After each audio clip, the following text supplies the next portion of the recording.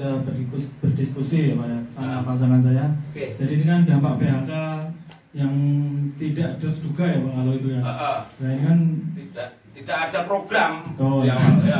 Dan itu mungkin sudah berjalan 8 tahun, keluarganya sudah harmonis ya Pak, sudah melewati masa-masa sulit mungkin ya. Jadi ini kan dampak yang mungkin istrinya mungkin shock ya Pak, mungkin jadi emosional. Biasanya bulanannya terpenuhi, minta apa mungkin bisa diplanningkan karena setiap bulannya kalau kerja di perusahaan kan udah ada gaji yang sudah bisa diprediksi ya Pak. Nah ini kasus semacam ini kan membuat istri shock ya Pak ya. Jadi nanti solusinya mungkin karena itu sudah berjalan 8 tahun mungkin kalau di awalnya masih di PHK mungkin seminggu masih ngambek, masih banting-banting sampai perabotannya habis mungkin. Nah, jadi nanti itu ya padahal si suami si Parno ini sudah berusaha menenangkan mungkin karena emosional dan sudah belum bisa dikontrol. Nah, mungkin kalau sudah tenang diajak bicara, dimusyawarahkan berdua. Nah, padahal si Parno ini kan udah berusaha memanfaatkan depositonya. Cuma itu tidak ada perkembangan, malah dibilangnya kan stuck nih. Nah, mungkin dengan apa yang sudah sisa yang dimiliki mungkin bisa berwirausaha. Yang misalnya jual gorengan, buka warung apa gitu ya. Nah, mungkin itu sedikit mungkin bisa membuat pemasukan yang cukup lah, dalam arti cukup perlahan nanti bisa tercukupi kebutuhan sehari-harinya. Dan solusinya yang lain itu meminimalisir pengeluaran Pak. Ya tadi sudah disampaikan Bapak, mungkin kondangan biasanya 50 ya separuh atau gimana ya, mungkin biasanya sebulan sekali wisata kok gimana bisa dikurangi dulu.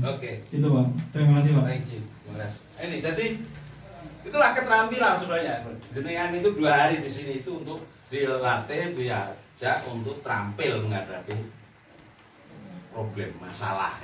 Jadi masalah itu bukan untuk dihindari saudara-saudaraku, benar, tapi untuk dihadapi, diselesaikan bareng.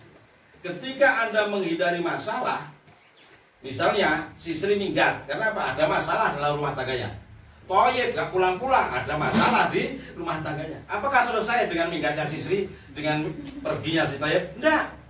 Tapi masalah baru akan muncul, gitu kan, long distance, karena jarak jauh, gitu kan. Akhirnya dia yang pasangannya membangun relasi yang pernah terputus, gitu kan. Akhirnya terjadi hal-hal yang tidak diinginkan. Ini jadi kita adalah harus siap menghadapi masalah. Bagaimana caranya? Anda punya partner untuk musyawarah ini. Pasangan Anda, keluarga Anda, gitu kan? Jangan libatkan orang yang tidak jelas, nanti malah akan jadi garangan yang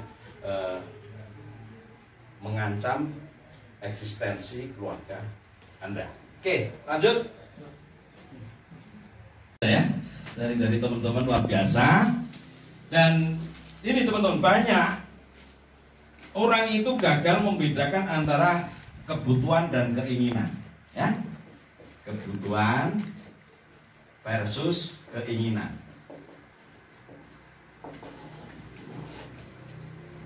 Ini bahaya ketika orang tidak bisa membedakan keinginan dan kebutuhan. Basis pengeluaran kita itu kebutuhan atau keinginan, gitu kan? Kalau keinginan ini adalah nafsu. Misalnya, gitu kan? Wes de motor, ada keluaran 2016, gitu kan? Nmax, gue 2016 kan, kurang soke, apa kurang tabungnya, itu kan? Tidak seperti itu. Wah, ada edisi baru yang muncul, gitu kan? Kebutuhan saya adalah motor itu bisa saya gunakan untuk operasional harian, gitu kan? Isek melaku, isek kepena dan seterusnya. Wes, ketika sampai pada kebutuhan, wes butuh kurang, gitu kan? Saya tidak ingin adalah mengupgrade motor saya. Karena apa? Ketika saya memenuhi keinginan akan ada anggaran yang terganggu. Soalnya apa? Saya wis anake nek wingi kelas apa? 6 sekarang sudah kelas itu kan. Masuk SMP itu kan. Beda nanti kebutuhannya. Inilah kita juga harus terampil dalam membedakan antara kebutuhan dan keinginan. Yang saya misalnya seorang perempuan, gitu kan, di rumah sudah banyak teflon itu, banyak, gitu kan. Ada promo, gitu kan, biasanya datang ke sosialita itu, gitu kan, ke kantor, ke sekolahan. Bahwa teflon ini baru nih Bu, pokoknya 5 menit langsung empuk apabila nanti dipakai untuk nyate misalnya. Yang grill gitu ya. Tuku gitu kan, beli dia. Akhirnya kepakainya sekali. Setelah itu ditumpuk. Ada koleksi, ya. Koleksi teflon, koleksi apa sih? Ada banyak. Tupper biar apa mana itu? Oh apa? Botol kecil, sedang, botol besar kan, traveling dan seterusnya, tas-tasnya ditunggu itu. Akhirnya masih dilatih sekarang. Ya saya itu ada. Seperti itu. Jadi jangan sampai kita itu mengedepankan keinginan. Pasti ada yang jadi korban. Kebutuhan pokok primer menjadi tersingkirkan. Nah, ini keterampilan yang harus kita bangun. Kemudian cerdas dalam ini menentukan sumber-sumber keuangan, ya. Dan ini juga harus dirembuk. Jadi jangan sampai nanti ketika terjadi rugi, gitu kan, ada pihak yang nyalah salah mas, kok ora bakat kok dolanan kok dudulan koyo ngono. Salahmu iki wis tanggung jawab dhewe. Iki jenenge ora omah-omah. Ini ada relasi kalah dan menang, tapi semuanya dibicarakan bersama. Ada melangkah apa? Maka unsur dari pilar yang kelima yang belum ada di buku itu adalah tarodi, saling ridho terhadap kebaikan ataupun usaha-usaha yang dilakukan oleh pasangannya. Saling ridho, tidak ada cucuh mencucuh, apa bahasa Indonesianya, menyalahkan lah, ya.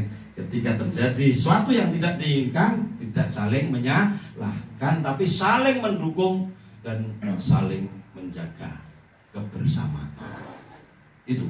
Jadi, mudah-mudahan contoh kasus dua itu adalah sebagai gambaran kita dalam menyelesaikan sebuah masalah. Dan saya berharap masalah itu tidak terjadi di lingkungan dan keluarga Anda.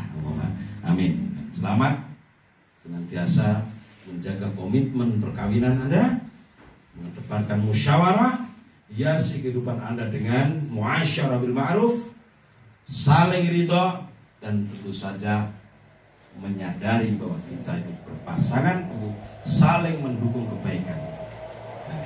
Wal 'ashri innal insana lafi khusr illa alladzina amanu wa 'amilus shalihati wa tawassaw bil haqq wa tawassaw bis sabr.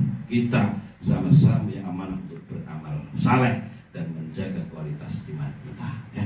Mudah-mudahan itu dan Anda menjadi keluarga yang bahagia lahir dan batin, bahagia dan membahagiakan. Allahumma amin. Wallahul muwaffiq ila aqwamit thoriq. Assalamualaikum warahmatullahi wabarakatuh.